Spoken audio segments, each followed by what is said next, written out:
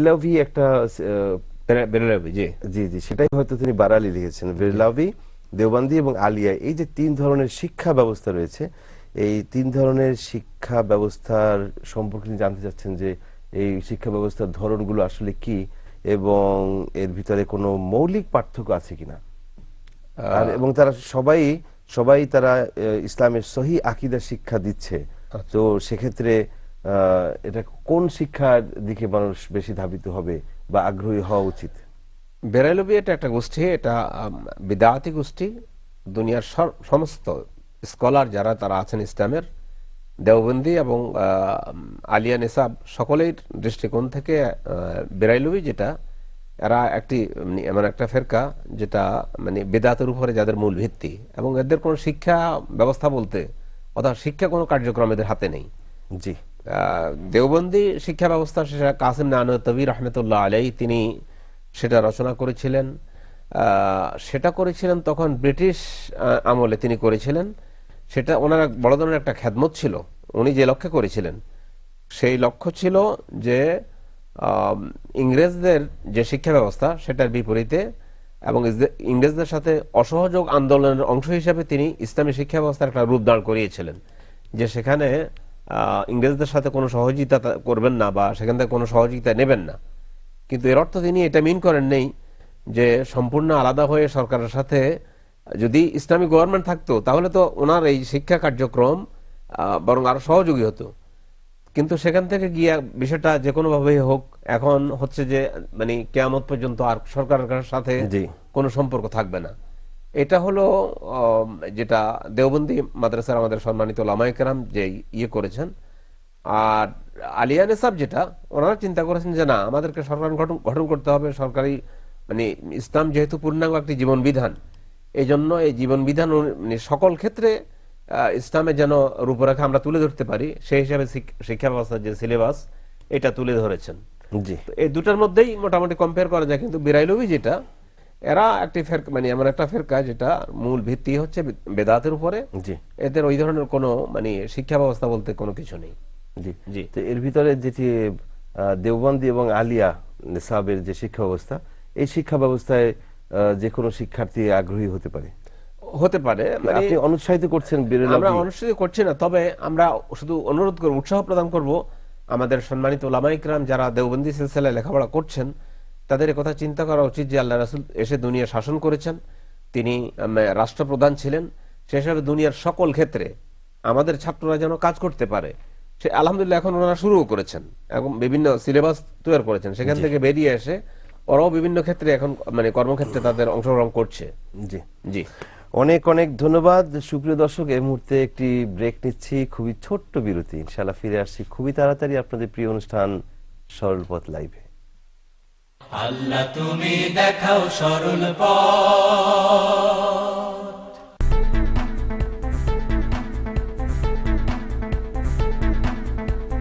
মুখী ব্যাংকিং ধারার প্রবর্তক ইসলামী ব্যাংক বাংলাদেশ লিমিটেড, ইসলামী শরিয়া মোতাবেক পরিচালিত ইসলামী ব্যাংক আমার ব্যাংক।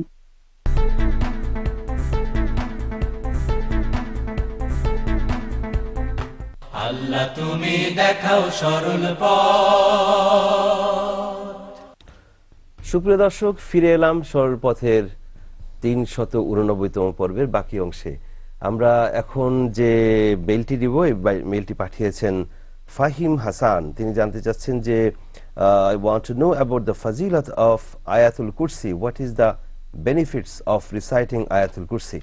আয়াতুল কুরসির ফজিলত সম্পর্কে তিনি জানতে চেয়েছেন। আমরা সেটি অবশ্যই জানবো ইনশাআল্লাহ। তবে এখন একটি টেলিফোন কল নিয়ে নিচ্ছি। আসসালামু আলাইকুম। ওয়ালাইকুম আসসালাম। জি, আমি সৌদি আরব থেকে কামাল প্রশ্ন করছি। জি জনাব কামাল, বলুন। এখানে আমার একজন সহকারী একটা ফার্মে কাজ করে আর কি, দোকানে আর কি। এখন সে কিছু দুর্নীতি করছে, এখন এই টাকাটা তো ফেরত দেওয়া আজকে জাহেজ, এখন ফেরত দেওয়া সম্ভব না। আমার ভাবতে পারে এখন তার কি করণীয় আছে, কত টাকা নিয়েছে তাও হিসাব নেই আর কি। আচ্ছা আচ্ছা, আমি তো ইব্রাহিম সাহেবের কাছে জানতে চাই। জি ধন্যবাদ আপনাকে জনাব কামাল, জেনে নিচ্ছি। প্রফেসর ইব্রাহিম।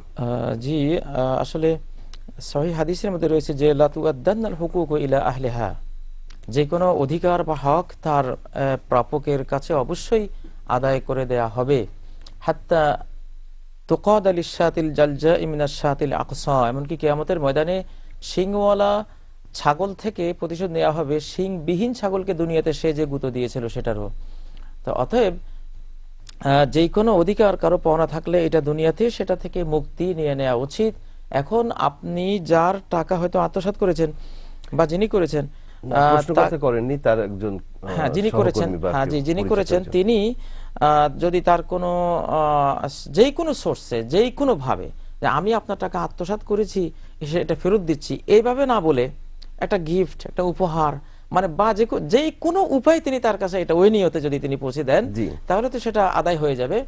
আর সেই ব্যক্তিকে না পেলে তার আত্মীয় স্বজন ওয়ারিস যারা আছে তাদেরকে পৌঁছে দিলে সেটাও আদায় হয়ে যাবে। যদি এগুলোর কোনোটাই না পারেন তাহলে তার পক্ষ থেকে তার নামে সেই পরিমাণ জন্নে গালেব মেজরিটি ধারণা যে হয়তো এই পরিমাণ টাকা নিতে পারে, একটু বাড়তি চিন্তা করে সেটা সদকা করে দিলে ইনশাআল্লাহ। জি, আর যদি তার এই যেটি তিনি সেখান থেকে নিয়েছেন না জানিয়ে, তো সেটি ফেরত দেওয়ার মতো যদি তার আর্থিক সঙ্গতি না থাকে সেক্ষেত্রে কি করবেন? আর্থিক সঙ্গতি না থাকলে তিনি জাকাতের আশ্রয় নিতে পারেন। যে কোনো ধনী ব্যক্তি থেকে জাকাত নিয়ে তিনি, যে আমার একটা ঋণ আছে ভাই, ওয়াল গারিমিন, যেহেতু জাকাতের একটি খাত হলো গারিমিন, যারা ঋণগ্রস্ত, এটা তিনি কিন্তু ঋণগ্রস্ত, তিনি ঋণ নিয়ে হলো সেটা থেকে মুক্তির চেষ্টা করবেন ইনশাআল্লাহ। ধন্যবাদ। যাচ্ছি কলারের কাছে। আসসালামু আলাইকুম।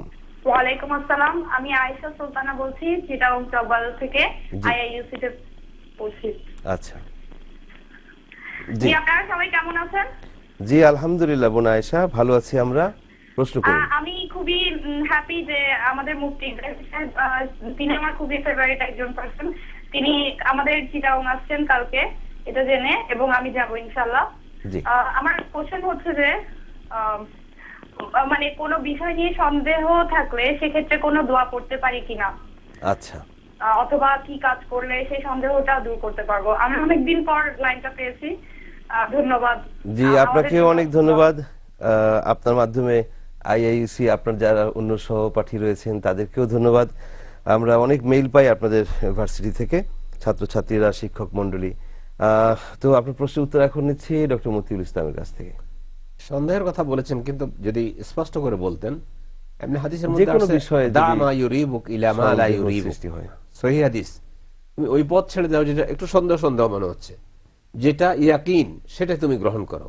উদাহরণ, যেমন একজন ব্যক্তি নামাজ কি 3 রাকাত হলো না 4 রাকাত, সন্দেহ হচ্ছে। এখন এই অবস্থা 3 রাকাত হয়ে গেছে তো ইয়াকিন, আর 4 রাকাতটা হলো সন্দেহ।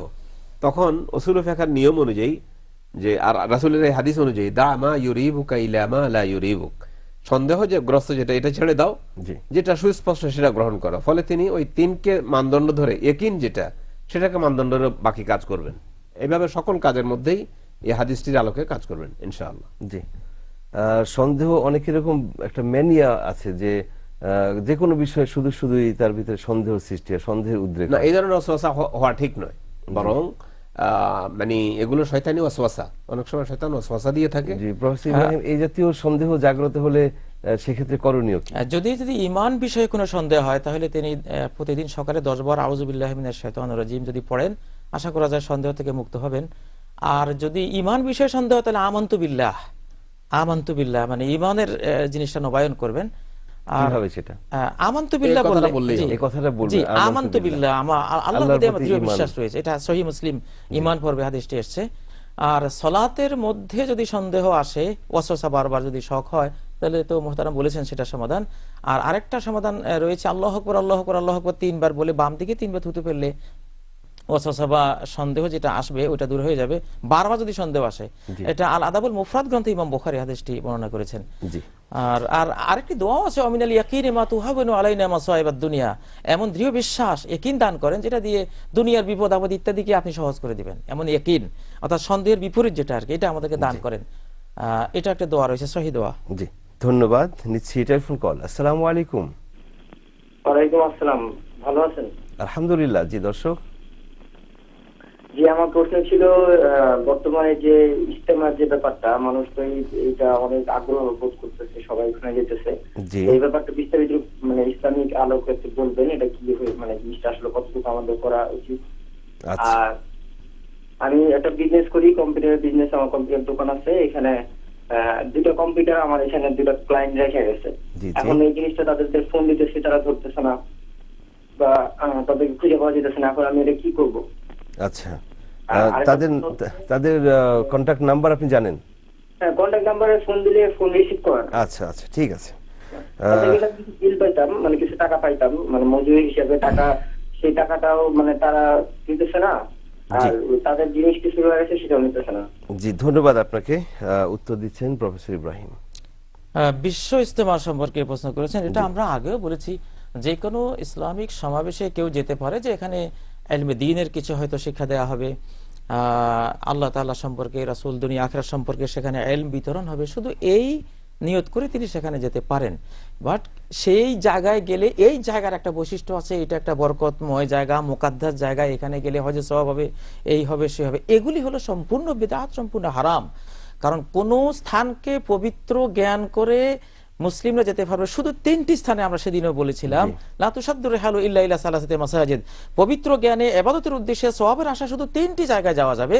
একটি হলো মানে সফর করা যাবে, সফর করা যাবে, একটি হলো বাইতুল্লাহ, অপরটি হলো মসজিদে হাজা, মসজিদে নববী, আর তৃতীয়টি হলো আল মসজিদুল আকসা, অর্থাৎ ফিলিস্তিনের বাইতুল মুকাদ্দাস।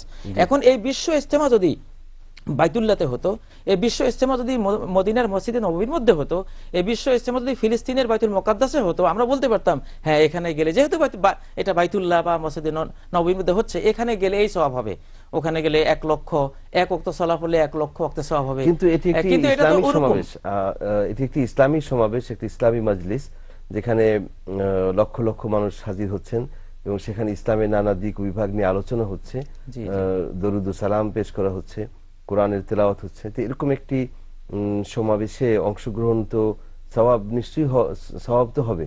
সেটা শুধু যদি ওই মজলিস হিসাবে যান, স্থানের পবিত্রতা জ্ঞানে না, বা এটার একটা আলাদা বৈশিষ্ট্য আছে, এখানে সূক্ষ্ম একটা জিনিস আছে, যে এই স্থানটায় আমি যাব, এখানে গেলে এই হবে, এটা না। এই মজলিসটা পৃথিবীর যেখানে হোক না কেন আমি যেতে পারি, একটি ইলমের মজলিস হিসেবে। মানুষ সেই উদ্দেশ্যেই যাচ্ছে যে ইজতেমায় গেলে অনেক কিছু জানা যায় ইসলাম সম্পর্কে, এই উদ্দেশ্যে যাচ্ছে। কিন্তু অত্যন্ত দুঃখজনক একটি বিষয় যে ইদানিং আমরা দেখতে পাচ্ছি বিশ্ব ইজতেমা সম্পর্কে এরকম ধারণা কেউ কেউ পোষণ করছেন বা এরকম ধারণা ছড়াচ্ছেন যে সেখানে গেলে হজের সওয়াব পাওয়া যায়। এবং আমি গতকাল একটি পত্রিকা দেখলাম, একজন মুসল্লির ইন্টারভিউ নেওয়া হয়েছে যে আপনি কি উদ্দেশ্যে এসেছেন। তো তিনি তখন বলছেন যে আমি গরিব মানুষ, হজে যাওয়ার তো তৌফিক নেই, হবেও না, তাই আল্লাহর কাছে ক্ষমা চাওয়ার জন্য এখানে এসেছি। তার মানে তার ভিতরে এই ধারণাটা এসে গেছে যে হজে যেতে না পারলেও এখানে আসলে হজের সমতুল্য, সমমান অথবা তার চেয়ে কম কিছু হলেও হজের সওয়াব পাওয়া যায়। এই যে ধারণাটি ভিতরে ছড়ানো হচ্ছে বা মানুষের ভিতরে এটি এই যে ধারণাটি কাজ করছে, এটি তো অত্যন্ত দুঃখজনক। এ বিষয়ে আপনি যদি একটু আলোকপাত করেন। এটা হচ্ছে যদি মূর্খতাজনিত কারণে করে তাহলে হয়তো আল্লাহ মাফ করতে পারেন, কিন্তু কেউ যদি জেনে বুঝে মনে করে যে এখানে গেলে সওয়াব হবে, তাহলে এটা আল্লাহর দ্বীনের উপরে তহমত দেওয়া হলো, যে যারা এটি ছড়ায় যে আল্লাহ এই কাজটা তিনি বলতে ভুলে গিয়েছেন, অথবা এই কাজটা রাসূল সাল্লাল্লাহু আলাইহি ওয়াসাল্লাম মানুষের কাছে পৌঁছায় জাননি যে শেষ জমানায় এমন একটা জায়গা হবে। এটা তো সরাসরি ইসলামের সাথে সম্পূর্ণ সাংঘর্ষিক, এবং আমি মনে করি কোনো ওলামায়ে কেরাম এটা বলেনও না। কিন্তু মূর্খতা জনিত কারণে অথবা এই ধরনের জ্ঞান না থাকার কারণে অনেক মানুষ মনে করে এত বড় গ্যাদারিং যখন হয় তাহলে বোধহয় এখানে গেলে সওয়াব বেশি হবে। মোহতারাম যেটা বলেছেন, সেখানে গিয়ে আলোচনা করেছে যে আপনারা নামাজ পড়বেন, একজন লোক নামাজ পড়া শুরু করেছে, এটার সওয়াব আছে নিঃসন্দেহে। তিনি আলোচনা শুনেছেন, বাল্লে গুয়ান্নি ওয়ালা আয়া, আমার নিকট থেকে একটা আয়াত হলো পৌঁছায় দাও, যিনি পৌঁছাইছেন তারও সওয়াব হবে, আর যিনি শুনে আমল করেছেন তারও সওয়াব হবে। কিন্তু কোনো অবস্থায় এই জায়গায় গেলে আমার পাপ মোচন হবে, অথবা এটা হজের সমপরিমাণ, হজ থেকে একটু কম হোক বেশি হোক, অথবা হজে 30 লক্ষ হয়, এটাতে যদি কাছাকাছি হয়, দুইটা বোধহয় সমান, নাউযুবিল্লাহি মিন যালিক। যদি কোনো এক সময় এমন হয় যে হজে 10 লক্ষ মানুষ হয়েছে আর এখানে 40 লক্ষ মানুষ হয়েছে, তাই বলে কি এটা বলা যাবে যে হজের জিতে এখন এটার মর্যাদা বেড়ে গিয়েছে? প্রশ্নই আসে না। অতএব ইসলামী শরীয়তের সাথে এটা এভাবে কোনো মিলানোর কোনো সুযোগও নেই। যদি কেউ মানে অজ্ঞতাবশত করে, আল্লাহ তাআলা হয়তো তাকে রব্বানা লা তুআখিযনা ইন নাসিনা আও আখতানা, যদি আল্লাহ আমরা ভুল করে কোনো কিছু বলি বা করি, আমাদেরকে সেটার জন্য ক্ষমা করবেন। জি, আরেকটি প্রশ্ন ছিল দর্শকের, যে তার যে বিজনেস ফার্ম, সেখানে কেউ একজন কিছু জিনিস রেখে গেছেন, প্রফেসর ইব্রাহিম জবাব জি। দিচ্ছিলেন। সম্ভবত তিনি কম্পিউটারের কথা বলেছেন। কম্পিউটারের দোকান, হ্যাঁ, সেখানে কিছু হ্যাঁ, জিনিস রেখে গেছেন। জি, উনি কিছু টাকা পাবেন আর দুটো কম্পিউটার সেখানে ওনারা রেখে গেছেন, কিন্তু কোনো যোগাযোগ নাই। জি। তো এসব ক্ষেত্রে যেটা হাদিসে রয়েছে, এগুলি এক ধরনের, যদিও এটা হারানোর সম্পদ নয়, কিন্তু মালিক হারিয়ে গেছে এখানে, এক্ষেত্রে 1 বছর তিনি এটাকে চেষ্টা করবেন, জি হেফাজতে রাখবেন, তাদের সাথে যোগাযোগ রাখবেন। 1 বছর পরে যদি তারা না আসে, তাহলে এটা তিনি এটাকে বিক্রি করে তার টাকাটা তিনি নিতে পারবেন, আর বাকি টাকাটা তিনি ব্যবহার করতে পারবেন, সদকাও করতে পারবেন, গরিবকে দিতেও পারবেন। কিন্তু ফাইনজা সাহেবুহা, যদি তার মালিক, এগুলোর মালিক কখনো আসে, তখন কিন্তু যে উদ্বৃত্ত টাকা তিনি ব্যয় করে ফেলছেন তার পাওনা টাকার বাইরে, সেটা তিনি ফেরত দিতে হবে। জি, ধন্যবাদ। নিচ্ছি টেলিফোন কল। আসসালামু আলাইকুম। হ্যালো, আসসালামু আলাইকুম। ওয়ালাইকুম আসসালাম। জি জি হুজুর, আমি প্রশ্ন করতে চাচ্ছি যে আমরা অনেক সময় আমাদের গোসল ফরজ হয়ে যায়, সেই ক্ষেত্রে দেখা যাচ্ছে যে আমরা যদি সেই নাপাক অবস্থায় কোথাও যাই বা কোনো খাবার খাই, তাহলে সেটা গুনাহ হবে কিনা? আর সেই অবস্থায়, নাপাক অবস্থায় যদি কোনো হাড়ি ধরা হয়, অনেকে ধারণা করে যে হয়তো খাবারটা পুরো নাপাক হয়ে যাবে বা হাড়িটা নাপাক হয়ে যাবে, এটা কতটুকু সত্যি? আর আমরা আসলে নাপাক অবস্থায় কি কি কাজ থেকে বিরত থাকবো, যদি একটু বলেন তো আমরা খুব উপকৃত হব। হুজুর, আর একটা প্রশ্ন ছিল আমার, যে আমি, আমার স্বামী এবং আমার শ্বশুর অনেক রাত্রে আসে, দেখা যাচ্ছে আমার ইশারের নামাজ পড়ার পরে রান্না বাড়া করে আমি খাবার টাবার খাইতে খাইতে আমার 12টা 1টা বেজে যাচ্ছে, কিন্তু আমার নিয়ত আছে যে আমি রোজা থাকবো। এখন আমাদের সেহরি খাওয়াটা যেহেতু সুন্নত, তা আমি যদি ওই সময় খেয়ে শুয়ে ফজরের আজানের পরে উঠে নামাজ পড়ি, তাহলে কি আমার ওই সুন্নত আদায় হবে, নাকি আমার ওই আজানের আগে উঠে ভাত খেয়ে তারপরে নামাজ পড়তে হবে? আর তাহাজ্জুদের নামাজটা আমি যদি উঠে তাহাজ্জুদের নামাজ নিয়ত করে শুনছিলাম তাহাজ্জুদের নামাজ পড়বো, কিন্তু দেখা যাচ্ছে আমার ফজরের ওয়াক্ত হয়ে যাচ্ছে, 5টা বেজে যাচ্ছে, তো সেই ক্ষেত্রে আমি কি তাহাজ্জুদটা পড়তে পারবো বা তাহাজ্জুদের সব পাবো কিনা? জানালে খুব উপকৃত হবো। ধন্যবাদ আপনাদের সবাইকে এই অনুষ্ঠানটা করার জন্য। জি, জীবন, আপনাকে অনেক ধন্যবাদ। উত্তর দিচ্ছেন ডক্টর মতিউল ইসলাম। সুন্দর প্রশ্ন করেছেন। গোসল ফরজ হলেও সহিহ হাদিসের মধ্যে এসেছে রাসূল সাল্লাল্লাহু আলাইহি ওয়াসাল্লাম তিনি ওযু করে খাওয়া পানারও করতেন, কোনো অসুবিধা নেই। এবং হাঁড়ি পাতিল ধরলে নাফাক হয়ে যাবে, এগুলো সম্পূর্ণ বানোয়াট বাজারের কথা, এই ধরনের কোনো কিছু নেই। আল মুমিন লা ইয়ানজুস, এমনি তো মুমিন অপবিত্র হয় না, সেটা হচ্ছে এমনিই হয়তো বিভিন্ন কারণে গোসল যেটা ফরজ হয়, কিন্তু প্রকৃত অর্থে আল্লাহ তাআলা মুমিন ঈমান রাখার কারণে আল্লাহ তাআলা রাসূল মুমিনদের সম্পর্কে বলেছেন যে আল মুমিনু লা ইয়ানজুস, মুমিন কখনো নাপাক হয় না। এটা হলো একটা বিশেষ কারণের হয়তো তারপর গোসল ফরজ হয়েছে। তো এই গোসল করা ব্যতীত খেতে পারবেন, অন্য সব কাজই করতে পারবেন, কোনো অসুবিধা হবে না। অনেক ধন্যবাদ। এরপরে সেহরি সংক্রান্ত যে জি, সেহরির কথা বলেছেন যে আমি রোজা রাখবো, যদি এমন হয় যে আসলে ঈশার পরে অথবা রাত 12টার পরে খেয়েছেন, ওই আপনার স্বামী শ্বশুর আসতে দেরি হয়েছে, ওটার উপরে যদি আপনি করেন, ফজর আগে জাগতে না পারেন, অসুবিধা নেই, আলহামদুলিল্লাহ হয়ে যাবে। সেহরি খাওয়া তো সুন্নাত, সেটা যদি না খেতে পারেন সেহরির টাইমে, কোনো অসুবিধা না, রোজা হয়ে যাবে। আর সেই সাথে তাহাজ্জুদের কথা বলেছেন, তাহাজ্জুদ হলো রাত 12টার পরে। তো এখন তাহাজ্জুদ যদি ফজর হয়ে যাবে, রাসূল সাল্লাল্লাহু আলাইহি ওয়াসাল্লাম বলেছেন যে সলাতুল লাইলি মাসনা মাসনা ফাইজা খাশিয়া আহাদুকুম আস-সুবহা ফায়ুতিরুহা বিরাকা, রাতের নামাজ 2 রাকাত করে, এটা তাহাজ্জুদকে মিন করেছেন। তো এখন যদি 2 রাকাত পড়ার সময় পান, 2 রাকাত পড়লেন, অসুবিধা নেই। যদি এমন হয়ে গেছে না ফজরের আযান দিয়েছে, তাহলে হলো না, আজকে নিয়ত ছিল, আলহামদুলিল্লাহ, ইনশাআল্লাহ আল্লাহ তাআলা মুমিন কোন নিয়ত করলেও সেই ভালো কাজের নিয়তের জন্য আল্লাহ সওয়াব দান করেন। তাহলে ফজরের নামাজের আগে যদি 2 রাকাত পারেন পড়ে নিন, না পড়তে পারলে তো অসুবিধা নেই। জি, অনেক ধন্যবাদ। আশা করি বোন আপনার 3টি প্রশ্নের উত্তরই পেয়ে গেছেন। এখন নিচ্ছি পরবর্তী কল। আসসালামু আলাইকুম। জি, আসসালামু আলাইকুম। ওয়ালাইকুম আসসালাম। জি, আমি সাভার থেকে বলছি, নাম বলবো না আর কি আপাতত। আমার প্রশ্ন হলো তবলিগ জামাত সম্পর্কিত যে প্রশ্ন একটু আগে আলোচনা হলো, অ্যাকচুয়ালি তবলিগ জামাতের যে নেশাবের বইগুলা, তো সেখানে ইসলামের কোরআন হাদিসের যে অপব্যাখ্যা করা হয়েছে, এগুলা মনে হয় আমাদের মুফতি সাহেবরা একটু পড়ে করলে ভালো হইতো। আমি একটু কথা বলি, স্টাডি করে দেখছি, ওনাদের পুরা সিস্টেমটা ইসলাম থেকে মানুষকে অন্যদিকে নেওয়ার একটা কার্যক্রম আর কি।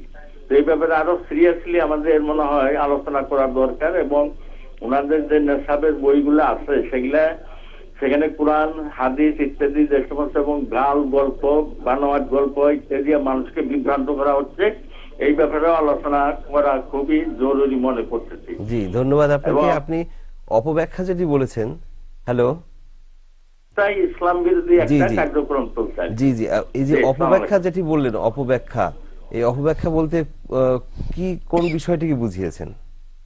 ইনফিরু খাফাফা ওয়া সাইকাল্লা ওয়া জাহিদুনা ফি সাবিলিল্লাহ বিআমালিকুম ওয়া আনফুসিকুম, এই যে আয়াত তবুক যুদ্ধের সময় নাযিল হয়েছে, তাকে তারা বলতেছে যে যার সামান্য আছে বা বেশি আছে মাল সম্পদ, এই নিয়ে চিল্লাই বেরিয়ে যাও, তাদের বই লেখা চিল্লাই বেরিয়ে যাও। জি, অনেক ধন্যবাদ। এই বিষয়টি বিস্তারিত বোঝার জন্যই প্রশ্নটি করেছিলাম। আপনাকে অনেক ধন্যবাদ। দর্শক, এবার জেনে নিচ্ছি এই সংক্রান্ত প্রশ্নের উত্তর। প্রফেসর ইব্রাহিম। হ্যাঁ জি, আলহামদুলিল্লাহ, আমাদের ভাই যেটা বলেছেন আসলে এটা, অর্থাৎ আমরা যেই কোনো জামাতের বা ইসলামী দাওয়াত তালিমের জন্য দুইটাই হলো উৎস, একটি হলো কোরআন আর আরেকটি হলো সুন্নাহ। তো যেটা আল্লাহ তাআলা তার রাসূলকে নির্দেশ করেছেন যে ইয়া আইয়ুহার রাসূল বাল্লিগ মা উনজিলা ইলাইকা মির রাব্বিক, হে রাসূল তোমার কাছে তোমার রবের পক্ষ থেকে যা নাজিল করা হয়েছে সেটা তুমি পরিপূর্ণভাবে পৌঁছে দাও, পুরোটা, একেবারে বিসমিল্লাহর বা থেকে নাসের সিন পর্যন্ত, তেলাওয়াত, তাফসীর, আমল, দাওয়াত, যতগুলো বিষয় আছে, এমনকি কোরআন দিয়ে কিভাবে সেবা গ্রহণ করবে সেটা পর্যন্ত সবকিছু তুমি পৌঁছে দাও, তাবলীগ করে দাও। তা তাবলীগ শব্দের অর্থই হলো কোরআন পৌঁছানো। আর সূরা সফের মধ্যে এবং সূরা বাকারা বিভিন্ন সূরার মধ্যে একটি আয়াত বারবার এসেছে যে রাসূলের মিশন ছিল কি, তিনি কোনো জাতিকে, কোনো জামাতকে বা কোনো ব্যক্তিকে যখনই আল্লাহর দিকে আহ্বান করবেন তখন প্রথম কাজ ছিল ইয়াতলু আলাইহিম আয়াতিহি, তাদের সামনে তিনি আল্লাহর আয়াতগুলো প্রথমে আবৃত্তি করবেন, তারপর ওয়ায়ুযাক্কিহিম, আয়াতের আলোকে তাদেরকে কুফর, শিরিক, বিদআত, পাপাচার, দুর্নীতি মুক্ত করবেন, তারপর ওয়ায়ুআল্লিমুহুমুল কিতাব ওয়াল হিকমা, এই কোরআনে কি কি জ্ঞান আছে, বিজ্ঞান আছে, প্রজ্ঞা আছে, এগুলো শিক্ষা দিবেন, ওয়াল হিকমা এবং সুন্নাহ শিক্ষা দিবেন। এটা ছিল রাসূলের মিশন। তো তাবলীগ হলো রাসূলের পরবর্তীতে তার যারা স্থলাভিষিক্ত উলামায়ে কেরাম তাদের কাজ। তারা যে কোনো বইপত্র জাতির সামনে না এনে সবার আগে তারা কোরআন নিয়ে সিলেবাস কোরআন এবং সুন্নাহ, এইটা তিনি আমাদের দর্শক যেটা বলেছেন এটা দুঃখজনক হলেও সত্য যে সেখানে কোরআনে কারীমকে আমরা দেখি না। কোন মসজিদে আমাদের তাবলীগী ভাইরা কোরআন খুলে কেউ উঠিয়ে তারা প্রথমে তেলাওয়াত করছেন, তারপর জাতিকে বুঝাচ্ছেন এখানে কি কি শিক্ষা পেলাম, এগুলি আপনাদেরকে মানতে হবে, ফলো করতে হবে। দার্স, এটা কিন্তু কোথাও দেখি না। এবং দর্শে কোরআন এবং দর্শে হাদিসের যে চর্চাটা হওয়া উচিত ছিল, এটা আমাদের দর্শক যেটা বলেছেন। আসলে আমরা মহাযাত্রায় চলে যাচ্ছি, দুনিয়া ছেড়ে পরকালে যাব, সেই পরকালের সমস্ত নির্দেশনা আমাদেরকে দেওয়া হয়েছে অত্যন্ত বিশুদ্ধভাবে কোরআনে এবং সহিহ সুন্নাহর মধ্যে। কিন্তু ফাজাইল বা এই জাতীয় বইয়ের মধ্যে যেটা তিনি বলেছেন, আমরা দেখেছি শত শত জিনিস আছে যেগুলো গ্রহণযোগ্য না, বানোয়াট আছে, গল্প আছে এবং অপব্যাখ্যা আছে এবং অসত্য অনেক জিনিস সেখানে ঢুকে গেছে, সেটা জেনে হোক আর না জেনেই হোক, এবং এগুলো রেফারেন্স হিসেবে, সূত্র হিসেবে লেখা হয় অমুক বুজুর্গ বলেছেন, পাওয়া গেছে, কিন্তু সরাসরি কোরআন এবং হাদিস থেকে কোনো সূত্র ধরে উদ্ধৃতি দেওয়া হয় না। জি জি, এত বড় একটি জামাত তারা যদি যে কোনো মসজিদে তারা যদি আল্লাহর ঘরে, যেমন বলা হয়েছে যে মাসতামা কওমুন ফি বাইতিন মিন বুয়ুতিল্লাহি ইয়াতলুনা কিতাবাল্লাহ, আল্লাহর ঘরে যদি কিছু মানুষের একত্রিত হয়ে আল্লাহর কিতাব যদি তারা তেলাওয়াত করে, ওয়া ইয়াতাদারাসুনা বাইনাহুম, আল্লাহর কিতাব থেকে একে অপরকে দাস দেয়, জ্ঞান দেয়, তাহলে চারটি ফজিলত তখনই তারা পেয়ে যাবে। ইল্লা নাযালাত আলাইহিমুর রাহমা, আল্লাহর পক্ষ থেকে রহমত নাজিল হয়ে যাবে, গাশিয়াতুমুস সাকিনা, প্রশান্তি তাদেরকে ঢেকে ফেলবে, হাফাতুমুল মালায়েকা, ফেরেশতারা বেষ্টনী দিবে, যাকারহুমুল্লাহু ফি মান ইনদা, চতুর্থ হলো আল্লাহ আরশের মধ্যে তার ফেরেশতাদেরকে নিয়ে এদের কথা সেখানে আলোকপাত করবেন যদি তারা কোরআন নিয়ে সেখানে দাওয়াত এবং তাবলীগের কাজ করে। আমরা বহুবার একটা হাদিস করেছি, আব্দুল্লাহ ইবনে আব্বাস রাদিয়াল্লাহু তাআলা আনহু, তিনি তামাত্তু হজের ব্যাপারে একটা মাসালা নিয়ে যখন কথা হচ্ছিল তখন তিনি তার বিপরীতে তিনি বলেন যে আল্লাহ বলেছেন, রাসূল এই বলেছেন। তো তার বিপরীতে যখন সাহাবারা বললেন যে আবু বকর বলছে, ওমর বলছে, তখন তিনি বললেন ইউশিকু আইয়ানজালাল্লাহু আলাইকুম হিজারা মিনাস সামা আকুলু ক্বালা আল্লাহু ওয়া ক্বালা রাসূলুহু তাকুলুনা ক্বালা আবু বকর ওয়া ওমর, আমার তো মনে হচ্ছে আসমান থেকে আল্লাহ পাথরের বৃষ্টি বর্ষণ করে তোমাদেরকে ধ্বংস করে দিবে। আমি বলছি আল্লাহ বলছে, রাসূল বলছে, আর তোমরা এর বিপরীতে বলছো আবু বকর বলছে, ওমর বলছে। এখন আমার সংক্ষেপে কথা হচ্ছে এটা, আমরা কোনো দলের নাম ধরে নিলাম না, যেখানে কোরআন সুন্নাহর দাওয়াত থাকবে না সেটাই বাতিল, এবং সেটা মানে পরিত্যাজ্য। আর কোরআন সুন্নাহ দিয়ে জনগণকে দাওয়াত দিচ্ছে, সেটা যেই দেখ সেটাই হলো সহিহ পথ, এবং ফিরকা নাজিয়া তারাই যারা কোরআন সুন্নাহর আলোকে মানুষকে আহ্বান করে। আর বিশেষ করে ওই যে শেখ যেটা বলেছেন, আল্লাহ তাআলা যেখানে বলছেন ইয়া ইয়া রাসূল বাল্লিগ মা উনজিলা ইলাইক, পৌঁছান আপনার কাছে যা আমি নাযিল করেছি। কোরআন একটা ফিতনা দুনিয়াতে শুরু হয়েছে যে কোরআন আরবি ভাষায়, এটা কিন্তু ইহুদিদের চক্রান্ত। কোরআন আরবি ভাষায় নাযিল হয়েছে, আমাদের ভাষা আরবি নয়, অতএব কোরআন আমরা জানতে চেষ্টা করবো না, বুঝতে চেষ্টা করবো না। তাহলে আমরা যদি জানতে চেষ্টা করি তাহলে আমল করতে হবে। ফাইন্না লিল্লাহি ওয়া ইন্না ইলাইহি রাজিউন, এটা মুসলিম উম্মার উপরে বিরাট এক আঘাত। জি জি। তো এই যে জামাত, তাবলীগী জামাত, এই জামাত যদি তাদের যে সিলেবাস রয়েছে ফাজাইলে আমাল, ফাজাইলে নিসাব, এই জাতীয় এই সিলেবাসগুলোর ভিতরে যদি পরিবর্তন আনেন, সরাসরি কোনো কিতাবের উদ্ধৃতি না দিয়ে বা কোনো বুজুর্গের উদ্ধৃতি না দিয়ে সরাসরি কোরআন এবং হাদিস থেকে যদি উদ্ধৃতি সহকারে কোরআনের মূল শিক্ষা, ইসলামের মূল দীক্ষা যদি তারা তুলে ধরেন, তাহলে আমরা তো মনে করি যে এই তাবলীগে জামাতের মাধ্যমে জাতি আরো অনেক বেশি উপকৃত হতে পারে, অনেক বেশি দিনকে আরো বেশি বুঝতে পারত। ইনশাআল্লাহ আমরা দোয়া করছি যে আল্লাহ তাআলা এটা তৌফিক দান করুন। আমরা সেটি আশা করছি, আল্লাহর দরবারে তৌফিক কামনা করছি। ধন্যবাদ। আমরা আবারও টেলিফোন কল নিয়ে নিচ্ছি। আসসালামু আলাইকুম। ওয়ালাইকুম আসসালাম ওয়া রাহমাতুল্লাহি ওয়া বারাকাতুহু। আসসালামু আলাইকুম ওয়া রাহমাতুল্লাহ। জি দর্শক, আপনার নাম বলে প্রশ্ন করুন। আমি নারায়ণগঞ্জ থেকে বলছি, নামটা একটু উচ্চ রাখতে যাচ্ছি, মনে করবেন না। জি, প্রশ্ন করুন। আমার প্রশ্ন প্রথম প্রশ্নটা হলো, একজন মহিলা দীর্ঘদিন সংসার করছে, জি, কিন্তু সংসার করার পরে সে অনেক মানে স্বামীর কোনো দোষ বা কিছু না থাকতে সে চলে গেছে, ডিভোর্স দিয়ে দিচ্ছে মেয়েটা ডিভোর্স দেওয়ার পরে এখন ওই স্বামীর প্রশ্ন হলো যে তার তো মহারণা আদায় করো না, এই মুহূর্তে কি মহারণা তার আদায় করতে হবে? হ্যাঁ। আর দ্বিতীয় প্রশ্ন হলো যে আমরা যখন নাকি বিয়ে করা হয়, একটা মেয়ের এজেন্ট নেওয়ার জন্য যায়, দুজন সাক্ষী থাকে, তারপর একজন থাকে কি বলে একে ওই যে সাক্ষী, দুজন সাক্ষী আর একজনের ইয়াতে আর কি যায় তাকে এজেন্ট নিতে। এখন মহিলাটা কি সশব্দে এজেন্ট কবুল শব্দটা তাকে বলতে হবে, এটা কি জরুরি ইসলামী শরীয়ত অনুযায়ী? আর যদি সে চুপ থাকে তাইলে কি হবে? অর্থাৎ মৌন সম্মতিটা গ্রহণযোগ্য হবে কিনা? জি, আপনাকে অনেক ধন্যবাদ। জি জি, বুঝতে পেরেছি। আরো কিছু বলবেন? ধন্যবাদ। জি, আপনাকে ধন্যবাদ। ওয়ালাইকুম আসসালাম। ডক্টর মতিউল ইসলাম। জি জি, উনি বলেছেন একজন মানে মেয়ের সাথে সংসার করেছেন, অকারণে ডিভোর্স করেছেন, মানে তালাক দিয়েছেন, মোহরানা পাবে কিনা? এটা তো বিরাট অপরাধ, কোনো কারণ নেই অযথা একটা মেয়েকে ডিভোর্স করে দিবেন, ইসলাম তো এটা করবে না। তিনি বলেছেন যে মেয়ে স্বামীকে ডিভোর্স, স্বামীকে ডিভোর্স দিয়েছে, সেক্ষেত্রে মোহরানা টাকাটা তাকে দিতে হবে কিনা? আসলে তো সর্বপ্রথম হলো মেয়ে স্বামীকে ডিভোর্স দেওয়ার কোনো সুযোগ ইসলামে রাখা হয়নি।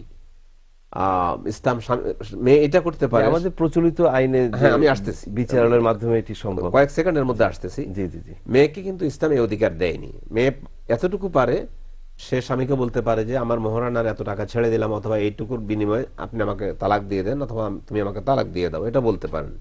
এখন আমাদের সামাজিক যে রীতি অথবা ওই যে কাবিন নামায় যেটা লেখা থাকে, সেখানে একটা শর্ত দেওয়ার কারণে মেয়ে ডিভোর্স দিয়ে থাকে। এখন ডিভোর্স যদি দিয়ে দেয়, এমনি কিন্তু বিয়ের পরে মেয়ের মোহরানা আদায় করে দেয়া তো স্বামীর উপর ফরজ ছিল। মহিলারা বিবাহ হয়েছে, তাদের মোহরানা তোমরা সম্পূর্ণরূপে আদায় করে দাও। এখন ডিভোর্স দিয়ে যদি চলেই যায় সে, তাহলে বোঝা গেল যে সে তার মোহরানার দাবি তো শেয়ার করতেছে না। যদি কিন্তু বিয়ের পরে তার মোহরানা দেয়, স্ত্রী এটা দাবি করুক বা না করুক, এটি তো স্ত্রীর অধিকার, জি, শরিয়া সম্মত একটি অধিকার। তো সে স্বেচ্ছায় যাক কিংবা তাকে জোরপূর্বক তাকে বিচ্ছেদ করেছে, তো উভয় অবস্থাতে এটি তার অধিকার হিসেবে রয়ে গেল। হ্যাঁ, অধিকার রয়েছে, কিন্তু ওই যে বলেছিলাম আপনাকে, অধিকারটাকে মেয়ে এভাবে প্রয়োগ করতে পারতো যে আমাকে তালাক দিয়ে দিন, আমি মোহর চাই না। সেটা সহজ পথটা ছেড়ে দিয়ে, শরীয়তের পথটা ছেড়ে দিয়ে মেয়ে অন্য পথে গিয়েছে। তো এই অন্য পথে যাওয়ার কারণে এখন এমনি কিন্তু পারবে না, যেহেতু সে এটা নিজেই ইয়ে করেছে, নিজে তালাক দিয়েছে, এই জন্য সে মোহরানা পাবে না, এর অধিকার হবে না। কারণ স্বামী তো ক্ষতিগ্রস্ত হলো, সে আরেকটি বিয়ে করতে, আরেকটা পরিবার গঠন করতে তার আরো কয়েক হাজার বা কয়েক লক্ষ টাকা তার ব্যয় হবে। যে এই এখানে ক্ষতিটা এই বিবাহ বিচ্ছেদের কারণ যদি সঙ্গতিপূর্ণ হয়, অর্থাৎ সঙ্গত যদি হয়, তো সেক্ষেত্রে স্ত্রী হয়তো তার যে অধিকার, স্বামীর কাছ থেকে যে অধিকার তার পাওনা, সেটি তিনি সঠিকভাবে পাচ্ছেন না। অন্যদিকে স্বামীও তাকে তালাক দিচ্ছেন না। সেক্ষেত্রে স্ত্রী যদি আদালতের মাধ্যমে বিচ্ছেদ ঘটায় বৈবাহিক সম্পর্কের, তো সেখানে তার যে মোহরানাটা, এটি তো তার অধিকার হিসেবে রয়ে গেল। হ্যাঁ, যদি স্বামীর দোষের কারণে সংসার ভেঙে যায়, হ্যাঁ, স্বামীর অন্যায়ের কারণে যে সংসার ভাঙে, সেখানে তো সে মোহরানা পাবে। কিন্তু যদি কোনো দোষ না, যেটা প্রশ্ন করেছেন যে স্বামীর পক্ষ থেকে কোনো দোষ নাই, কোনো ত্রুটি তিনি করেন নেই, স্ত্রী খামাখাই নিজেকে ডিভোর্স করে চলে গেছে, এই ক্ষেত্রে কিন্তু স্ত্রী মোহরানা দাবি করতে পারবে না। আর ওনার আরেকটা প্রশ্ন ছিল সাক্ষীর ব্যাপারে। জি, সাক্ষী যদি মেয়ে যদি মানে আরেক বিয়ে হয়েছে, সাইয়েব বলা হয়, সাইয়েবা, তাহলে কিন্তু তার সরাসরি অনুমতি লাগবে যে আমি এই বিয়েতে রাজি আছি অথবা রাজি নেই। আর যদি মেয়ে কুমারী হয়, বিবাহ হয়নি, তাহলে সে যদি চুপও থাকে, সহিহ হাদিসের মধ্যে আসে, তাহলে তার চুপটা থাকাটাকেও ধরে নিতে হবে যে এটা তার সম্মতি আছে বিয়ের মধ্যে। এই জন্য কুমারী মেয়ের সম্মতি, মানে চুপ করে থাকার মধ্যেও সম্মতি আছে, আর মুখে বললে তো বলতে পারবে। হ্যাঁ, তো আর সাইয়েবা যদি হয়, অর্থাৎ বিবাহিতা হয়, আরেক জায়গায় বিবাহ হচ্ছে, এক্ষেত্রে যদি কোনো কুমারী মেয়ে স্বাভাবিকভাবেই সে লাজুক হবে, তো সে কারণে লজ্জার কারণে যদি সম্মতি না দেয়, বা সে যদি মৌখিকভাবে কিছু উচ্চারণ না করে, কিন্তু তার মনে মনে পোষণ করছে এটা যে সে বিয়েতে রাজি না, সেক্ষেত্রে কি হয়ে যাবে? না, বিয়েতে রাজি না হলে তাকে বলতে হবে। আর যদি চুপ থাকে, তাহলে বোঝা গেল সে বিয়েতে মানে রাজি আছে। সেই হিসাবে সহিহ হাদিসের মধ্যে এসেছে মানে যদি চুপ থাকে, তাহলে বোঝা গেল সে সন্তুষ্টির অর্ধেক। নিস বলা হয়েছে, অর্ধেক, অর্ধেক, পুরোপুরি তারপর বিয়ে হয়ে যাবে না। ইসদুহা সুমাতুহা, তার অনুমতি হলো তার নীরব থাকা, নীরব থাকাই কমপ্লিট অনুমতি বুঝাবে। যদি নীরব থাকে, নীরব থাকে কমপ্লিট অনুমতি বুঝাবে। অনেক অনেক ধন্যবাদ। নিচ্ছি আরো টেলিফোন কল, প্রচুর কলার লাইনে আছেন, সম্ভবত এটি আজকের শেষ কল। জি, আসসালামু আলাইকুম। জি, আসসালামু আলাইকুম। ওয়ালাইকুম আসসালাম। জি, আমি শাহমতিউর রহমান গুলশান থেকে বলছিলাম। জি, বলুন জনাব শাহমতিউর রহমান। জি, আপনাদের কিছুদিন আগে একটা প্রোগ্রামে হুজুর বলেছিল যে জুম্মার নামাজে কাবলাল জুমা বাদাল জুম্মা, জি, এই নামাজটা নাই। তো আমি এখানে আরো হুজুরকে জিজ্ঞেস করছি, ওনারা বলছে যে এটা সুন্নতে মুআক্কাদা, এটা পড়তেই হবে, না পড়লে গুনাহ হবে। এখন আমরা এটা কি কোনটা মানবো? জি, অনেক ধন্যবাদ আপনাকে। উত্তর নিয়ে নিচ্ছি প্রফেসর। জি, যেখানে দুনিয়ার কোন সুন্নতে মুআক্কাদা বর্জন করলে গুনাহ হবে বলে কোনো হাদিসে নাই, সেখানে কাবলাল জুমা তো নাই সুন্নতে মুআক্কাদা। একটি হাদিসের কথা উদ্ধৃত করে কোন মুহাদ্দিস, ওটা বানোয়াট, দুর্বল, গ্রহণযোগ্য না। কোন সহিহ হাদিস নাই কাবলাল জুমার আগে কোন সুন্নতে মুআক্কাদা আছে মর্মে 4 রাকাত, এই কোন সহিহ হাদিস নাই। শুধু আছে মসজিদে ঢুকলে 2 রাকাত, যেটা সহিহ বুখারী সহিহ মুসলিমে এসেছে যে সাল্লি রাকাতাইন, 2 রাকাত পড়ো। ওই 2 রাকাত কোন হাদিসে নেই, সেটাকে সুন্নতে মুআক্কাদা কি করে বলার কোনো সুযোগই নাই। অতএব এখানে শুধু নকল করতে পারে। বাদাল জুমা, হ্যাঁ, বাদাল জুমা 4 রাকাত, 2 রাকাত, 6 রাকাত, 3 ধরনের রিওয়ায়াত সেখানে আছে। 4ও পড়া যাবে, 2ও পড়া যাবে, 6ও পড়া যাবে। বাদাল জুমা, বাদাল জুমা আছে, জি, বাদাল জুমা যেটা, কিন্তু কাবলাল জুমা, জুমার আগে যে 2 রাকাত পড়া হয়, সেই 4 রাকাত, এই 4 রাকাতের কোনো বিধান নেই, কোনো সহিহ বর্ণনা নেই। অনেক অনেক ধন্যবাদ প্রফেসর ইব্রাহিম এবং ডক্টর মতিউল ইসলাম। সুপ্রিয় দর্শক, আমরা অনুষ্ঠানের একেবারে শেষ প্রান্তে পৌঁছে গেছি, এবার বিদায় নেবার পালা। আপনারা সবাই ভালো থাকুন, সুস্থ থাকুন, সুন্দর থাকুন, এই কামনা রইল সরল পথ লাইভের পক্ষ থেকে। আর আগামী জুমাবার থেকে আপনারা আপনাদের এই প্রিয় অনুষ্ঠানটি দেখবেন আপনাদেরই অনুরোধে রাত 11:05 আর পুনঃপ্রচার দেখবেন সকাল 9টায় প্রতি সোম, বুধ ও জুমাবার। অনেক অনেক ধন্যবাদ আপনাদেরকে। সবাই ভালো থাকুন। শেষ করছি। আল্লাহ হাফেজ। আসসালামু আলাইকুম ওয়া রাহমাতুল্লাহি ওয়া বারাকাতুহু। অনেক পাপের বোঝায় আমার, খুঁজে ফিরি ক্ষমা তোমার। অনেক পাপের বোঝায় আমার, খুঁজে ফিরি ক্ষমা তোমার। তুমি রাহিম, তুমি কারীম, পাবো কি আজ তোমার রহমত। আল্লাহ তুমি দেখাও সরল পথ, আল্লাহ তুমি দেখাও সরল পথ, আল্লাহ তুমি দেখাও সরল পথ, আল্লাহ তুমি দেখাও সরল পথ।